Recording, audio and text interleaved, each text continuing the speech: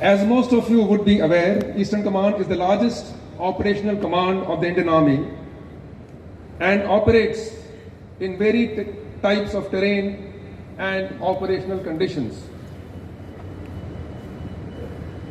The dynamic challenges posed by our adversaries, ranging from conventional war to grey zone warfare to cyber warfare and the like, besides also the challenges of counter-terrorist and counter-insurgency operations, necessitate constant modernization of our field formations. Our troops therefore need to be equipped suitably to respond to any operational challenge in equal measure. Therefore, ladies and gentlemen, Eastern Command has significant requirements of procuring defense-related equipment and technological solutions. As the Chief of the Army Staff just said, you saw him on the screen, we strongly believe that our wars have to be fought with our own weapons and equipment. It is therefore imperative upon us as a nation to walk the path of self-reliance in defense production. This would invariably entail close integration of the indigenous defense industry and the academia with the armed forces at all levels. The indigenous defense industry must therefore understand the ever-evolving defense needs of our armed forces to meet the ever-changing operational challenges and accordingly develop indigenous solutions to meet such challenges. On our part, I want to assure you that Eastern Command is making endeavors to facilitate evolution of indigenous defense manufacturing and research capabilities by due hand-holding and facilitating indigenous growth.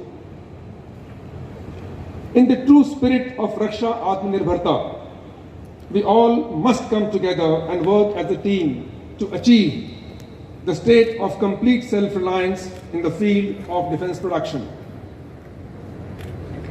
While the Army Headquarters looks at the comprehensive development of the strategic capability of the Indian Army, at the level of the command, our focus is on acquisition of critical operational capability to meet our operational challenges.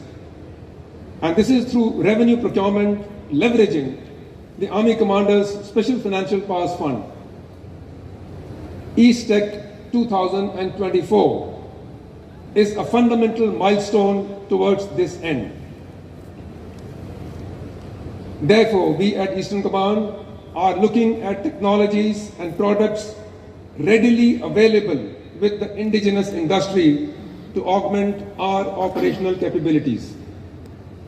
Equally important, ladies and gentlemen, the fusion of civil and military technologies is an inescapable requirement for growth of both indigenous industry and military capability. Blending of civil and military expertise and knowledge and development of dual-use infrastructure will facilitate better growth and optimum utilization of our limited national resources. The envisaged cross-pollination of ideas and thoughts that is to ensue over the next 2 days will form the basis of our further endeavors towards procurements at command level. We have arranged the audience of senior officers from the Army Headquarters, or the Army Design Bureau, and concerned officers from other commands to mutually benefit from each other's perspective and experience. The presence of officers from our central police organizations as well as other associated departments and organizations adds value to this event.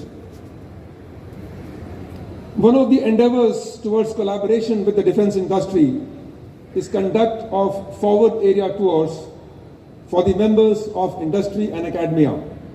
wherein they were exposed to some of the operational challenges of the command theatre. This has enabled the industry to better understand the requirements of armed forces to some extent and fashion their solutions, leveraging our homegrown expertise. Today, ladies and gentlemen, we have over 140 defense industry reps gathered here to display their capabilities in various fields of defense manufacturing. And as the Honorable Minister just mentioned outside, the state of West Bengal has apparently to take up this challenge and contribute towards this worthy cause. It merits mention at this forum that since the inaugural edition of East Tech in 2022 at this very location, the revenue procurement of Eastern Command through the Army Commander's Special Financial Powers Fund has seen a phenomenal jump. So much so that we had to approach the Ministry of Defence to double the annual budgetary ceiling of the Eastern Army Commander from rupees 200 to rupees 400 crores, which the government has very kindly approved. I am quite sure that the industry watchers have read about this development. It is now incumbent on Eastern Command and the Indian defense industry to partner with each other and meet our capability development requirements. In the same breath, I must also take this opportunity to inform the industry that revenue procurements undertaken by us are not bereft of their own challenges. Once an order has been placed, slippages in delivery schedules are a frequent issue that we face. I would like to urge our industry partners to keep pace with the agreed schedules within the mandated delivery periods so that we can take maximum benefit of this provision. It is our understanding that delays in procurement at the command level are also due to inadequate knowledge of the procurement procedures, both on the part of the buyers as well as the sellers.